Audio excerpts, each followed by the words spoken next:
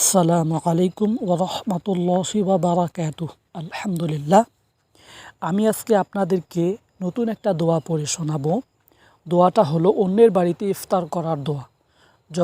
যখন আপনি আত্মীয়র বাড়িতে ইফতার করতে যাবেন, তখন আপনি এই দোয়াটা পাঠ করবেন।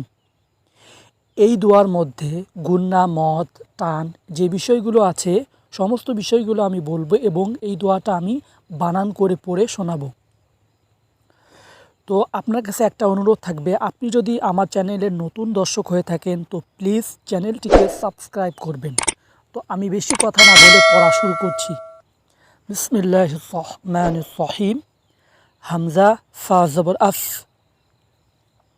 এই যে হামজা ফা জবর আস, ত জবর ত। হামজা ফা জবর আস, ত জবর ত। আস ত র জবর র, আস ত র। আইন নুনজের আইন, দাল জবর দা, আইন দা। আইন এটা গুন্না কেন হলো? এটা গুন্না হওয়ার কারণ হলো নুন সাকিনের বামে দাল। দালটা হলো ইকফার হরফ। ইকফার হরফ কয়টি? ইকফার হরফ 15টি। নুন সাকিন কাকে বলে? যদি নুনের উপরে যজম থাকে তাহলে ওটাকে নুন সাকিন বলে, এবং নুন সাকিনের বামে যদি আপনি ইকফার হরফ পান তাহলে আপনি গুন্না করে পড়বেন, নুন সাকিনটাকে গুন্না করে পড়বেন। আর আপনি যদি নুন সাকিনের বামে যদি ইজহারের হরফ পান তাহলে আপনি গুন্না ছাড়া স্পষ্ট করে পড়বেন। তারপরে হরফটা হলো দাল জবর দা, আস্তাবা ইনদা, কাফ পেশ কু, আস্তাবা ইনদাকু, মিম সদ পেশ মুস, আস্তাবা ইনদাকুমুস, সদ আলিফ জবর স। এটা হলো আলিফ মদ। যদি আপনি জবরের বাম পাশে খালি আলিফ দেখতে পান তাহলে আপনি বুঝে নেবেন যে এটা আলিফ মদ, তাহলে আপনাকে এক আলিফ টেনে পড়তে হবে। আস্তাবা ইনদাকুমুস স, হামজা জের ই, আস্তাবা ইনদাকুমুস স ই, মিম ওয়াও পেশ মু, আস্তাবা ইনদাকুমুস স ইমু, নুন জবর না, আস্তাবা ইনদাকুমুস সাইমুনা, ওয়াও জবর ওয়া, আস্তাবা ইনদাকুমুস সাইমুনা ওয়া, হামজা জবর আ, আস্তাবা ইনদাকুমুস সাইমুনা ওয়া আ, আস্তাবা ইনদাকুমুস সাইমুনা ওয়া আকা, লাম জবর লা, আস্তাবা ইনদাকুমুস সাইমুনা ওয়া আকালা, ত জবর ত, আস্তাবা ইনদাকুমুস সাইমুনা ওয়া আকালা ত। আইন আলিফ জবর হা, এটা আলিফ মদ। জবরের বাম পাশে খালি আলিফ মদের হরফ। আস্তাবা ইনদাকুমুস সাইমুনা ওয়া আকালা তাআ, মিম জবর মা, তাআমা, কাফ পেশ কু, তাআমাকু, মিম লাম পেশ মুল, তাআমাকুমুল, হামজা বা জবর আবা, আবা। এরকম কলকলা হওয়ার কারণ হলো কলকলার হরফ 5টি। এখন আপনাকে জানতে হবে যে কলকলার হরফ কয়টি। তো কলকলার হরফ হলো 5টি, কফ ত বা জিম দাল। আর এই 5 হরফের উপর যদি আপনি যজম দেখতে পান তাহলে আপনি কি করবেন? ওই শব্দটাকে কলকলা করে উচ্চারণ করবেন। কলকলা মানে ধাক্কা দাও। তাআমাকুমুল আবরারু,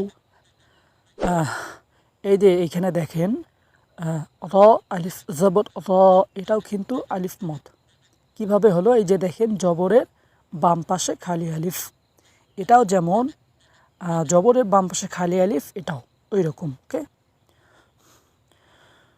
র পেশ রু, তাআমাকুমুল আবরারু, ওয়াও জবর বা, صاد لام جبر صل، وصلم تا زبر لت، وصلت، عين زبر ع، وصلت ع، لام يا زبر لي، وصلت علي، كاف পেশ কু، وصلت عليكو، ميم لام পেশ মুল, তাআমাকুমুল আবরারু ওয়া সাল্লাত আলাইকুমুল মিম জবর মা লাম আলিফ জবর লা মালা হামজা জের ই মালাই কাফ জবর কা মালাইকা তাপেশ তু মালাইকাতু।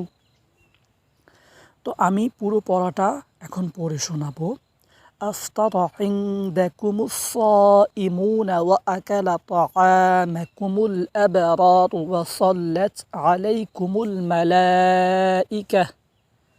তো আমি আরেকবার বলি, أفطر عندكم الصائمون وأكل طعامكم الأبرار وصلت عليكم الملائكة।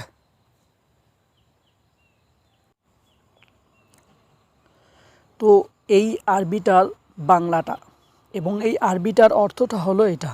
তো আমি অর্থটা পড়ি। আল্লাহ করুন যেমন এমনিভাবে রোজাদারগণ তোমাদের বাড়িতে ইফতার করে এবং নেক লোকেরা যেন তোমাদের খানা খায় এবং ফেরেশতাগণ যেন তোমাদের উপর রহমতের দোয়া করে। এই আরবির অর্থটা হলো এটা। তো আমি আবারও আপনাদেরকে পড়াটা পড়ে শোনাচ্ছি। أفطر عندكم الصائمون وأكل طعامكم الأبرار وصلت عليكم الملائكة। আপনি ভেঙে ভেঙেও পড়তে পারেন। أفطر عندكم الصائمون وأكل طعامكم الأبرار وصلت عليكم الملائكة। বা আশা করি ভিডিওটা ভালো লেগেছে। তো ভিডিওটা কেমন হয়েছে কমেন্ট করতে ভুলবেন না। তো নেক্সট ভিডিওতে দেখা হবে ইনশাআল্লাহ। খোদা হাফেজ।